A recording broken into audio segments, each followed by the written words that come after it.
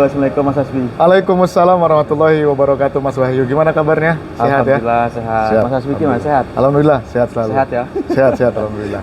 Ini kita mau ngapain Mas? Kok tiba-tiba kayak gini? Kita ngobrol santai aja kayak biasanya. Bedanya sekarang kita obrolannya lebih inspiratif supaya nanti siapa tahu bisa membantu kalangan muda sekalian. Oh iya, siap.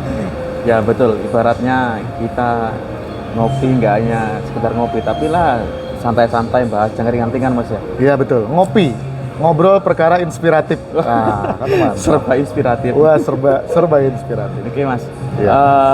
saya mau tanya Mas mengenai fenomena yang sekarang ini terjadi di beberapa masjid di Indonesia, khususnya mungkin ada di Yogyakarta ataupun di beberapa daerah. Kenapa banyak masjid-masjid itu diisi oleh kaum tua atau lansia? Seharusnya masjid itu kan ada peran anak muda di situ supaya anak muda itu menjadi generasi ke depan untuk meneruskan ramainya masjid, kebermanfaatnya masjid gitu. Menurut Mas Hasbi, kenapa dengan fenomena itu Mas? Oh iya. Ini izin, saya boleh sambil ngopi dulu ya? Boleh, Ini Mas, anak muda tuh harus sering ngopi.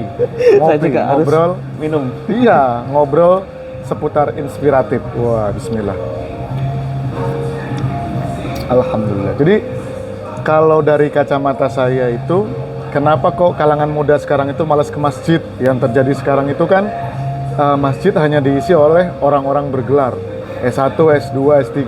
S1 sepuh, S2 setengah sepuh, S3 sudah sangat sepuh. Nah kan gitu. Itu fenomena yang terjadi hampir rata di seluruh Indonesia. Di sini ternyata pentingnya adalah peran orang tua dalam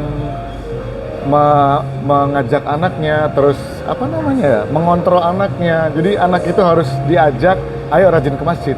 Kalau kita mau lihat dari sejarah Mas Wahyu, Ya. itu ada satu tokoh yang sangat luar biasa, namanya Muhammad Al-Fatih. Nah, Muhammad nanti mungkin Al-Fatih. ya Itu Muhammad. familiar kan ya, udah banyak Nah, tahu. familiar sekali. Ya, itu familiar. Jadi Muhammad Al-Fatih ini keren. Sejak kecil beliau digembleng oleh orang tuanya.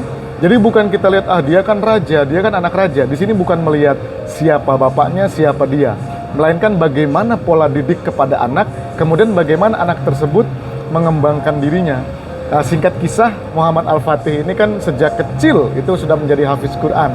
Ini peran orang tua lagi jadinya. Kemudian singkat kisah di umur yang masih sangat tergolong muda banget, sudah berhasil menaklukkan Konstantinopel yang sekarang berubah nama menjadi Istanbul. Nah kan gitu, itu iya. keren banget. Jadi kalau teman-teman sahabat muda sekarang itu mau belajar salah satunya dari kisah Muhammad Al-Fatih kecil kala itu, saya rasa masjid ini bisa jadi semarak, kemudian bisa menjadi kegiatan. Jadi masjid bukan hanya untuk sholat aja, tapi bisa jadi untuk sarana belajar, kemudian bicara ekonomi, bincang-bincang mengenai politik, tapi tipis-tipis aja. Maaf izin sebesar-besarnya, sekarang ini kan masjid dibatasi.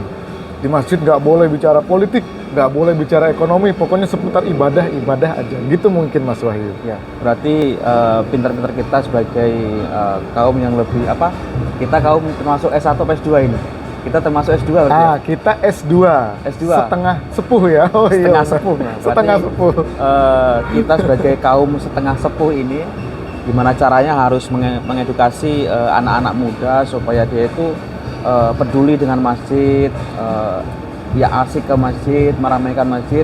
Bahwasanya masjid itu kan nggak hanya untuk kegiatan ibadah ya, tapi ya berdiskusi, belajar, bicara ekonomi, politik dan lain sebagainya.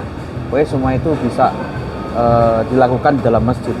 Kita mungkin bisa menyontoh salah satu masjid di Yogyakarta itu ya Masjid Jogakarian. Ya, sekarang ini Masjid Jogakarian itu nggak hanya untuk ruang ibadah, tapi banyak kegiatan di situ Mas. Betul, iya, ke masyarakat.